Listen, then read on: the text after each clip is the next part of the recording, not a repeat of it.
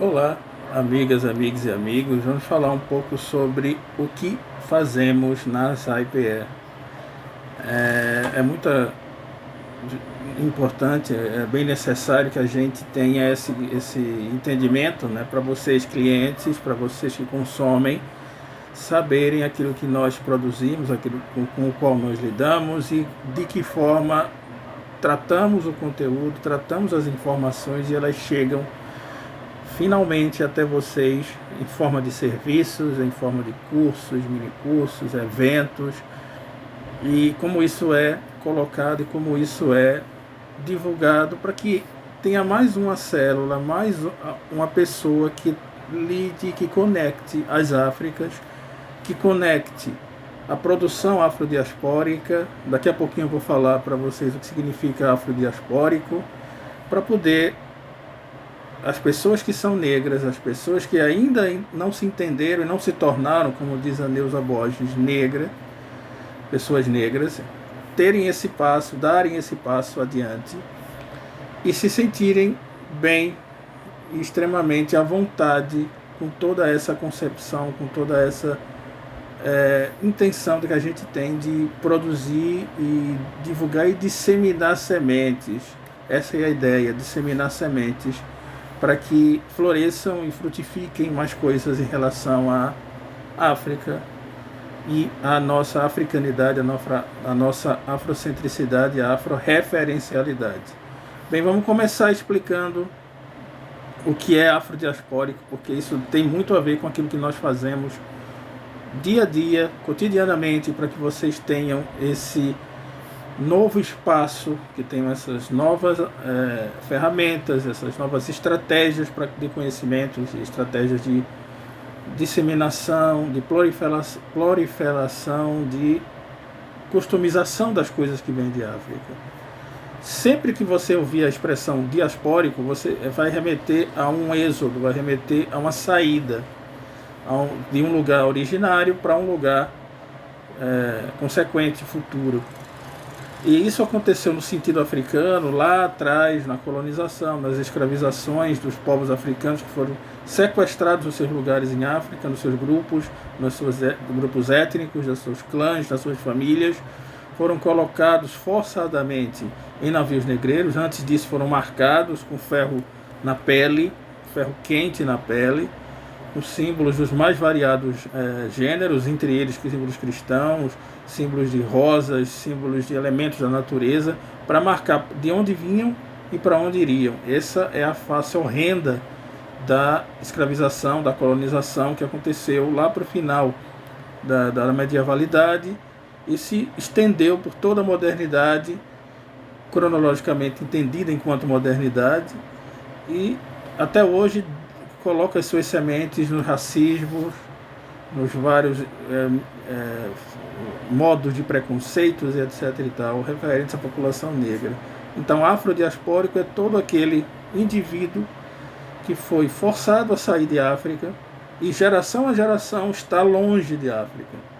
Eu, muitos de vocês, todos vocês, todas e todos estão dentro dessa esfera, desse espectro, desse lugar incômodo, mas um lugar que onde nós crescemos, nascemos, nos desenvolvemos e estamos ainda hoje. Então isso é o que chamamos de afrodiaspórico. E a ESAI, ela tem três pontos que ela lida com esse afrodiaspórico, que é a arte, ou as artes, as culturas e também as estéticas. Quando eu falo de artes negras, afrodiaspóricas, eu estou falando de toda a produção artística, das mais variadas formas do cinema, na música, na dança, no teatro, nas artes visuais, nos quadros, nos grafites, na cultura hip hop, nas várias correntes e movimentos que existiram nos Estados Unidos, Reino Unido, Brasil, Colômbia, Cuba, Haiti. Todos esses lugares produziram muita coisa em termos artísticos. A arte é uma forma africana de manifestação. A arte é uma forma africana de expressão. É inerente a todo indivíduo africano. A produção artística africana é riquíssima. A produção afrodiaspórica é como se fosse um resgate, uma conexão disso. Então esse é o primeiro ponto, a arte. O segundo ponto, as culturas. É tudo aquilo que é produzido dentro de um ambiente por determinado grupo social ou por determinados grupos sociais. As culturas quilombolas, as culturas de terreiro, de matriz africana, as religiosidades de matriz africana, as culturas caboclas, que foram as fusões com a cultura indígena, as culturas que existiram a partir dessa concepção e dessa construção desses povos longe de África e que tinham como interesse também produzir um elo com a África e também permanecer, você manter a identidade que existia e que existe dentro desses povos e que serve como linguagem de comunicação e linguagem de retenção de símbolos, de memórias, de tradições, de costumes. Isso tudo pode ser considerado cultura e tem uma área específica que o Stuart Hall tornou bem célebre, que é os estudos culturais, que tem essa intenção de colocar e de catalogar, de identificar essas várias culturas e produzir conhecimento, teorias e estratégias e hipóteses em cima dessas culturas. Então esse é o segundo ponto. O terceiro ponto é um ponto bem igualmente assaz interessante, que é o ponto das estéticas. Isso vai englobar figurinos, como esses figurinos são trabalhados, acessórios, roupas, tecidos africanos que são trazidos por várias afroempresas, vários afroempreendimentos, várias pessoas que têm essa comunicação com a África e até hoje resgatam também esse sentido de estética, esse sentido de como você se porta e se identifica, como você tem não só nos traços fisionômicos, não só no cabelo, mas também na ideia e na concepção rica e intensa de como se vestir, de como se portar, de como se vestir em determinadas ocasiões ritualísticas, ocasionais, corriqueiras, cotidianas e etc e tal. Todas essas ideias se reúnem dentro do que chamamos estéticas. Bem, somos afrodiaspóricos, tratamos de artes, culturas e estéticas e fazemos isso na contemporaneidade. O que quer dizer isso? A contemporaneidade, de um modo amplo e lato sensu, é tudo aquilo que vem depois da modernidade. E por que traçamos esse elemento que nos é externo? Que é para poder ter um entendimento e um lapso temporal, um intervalo de tempo no qual nós nos movamos.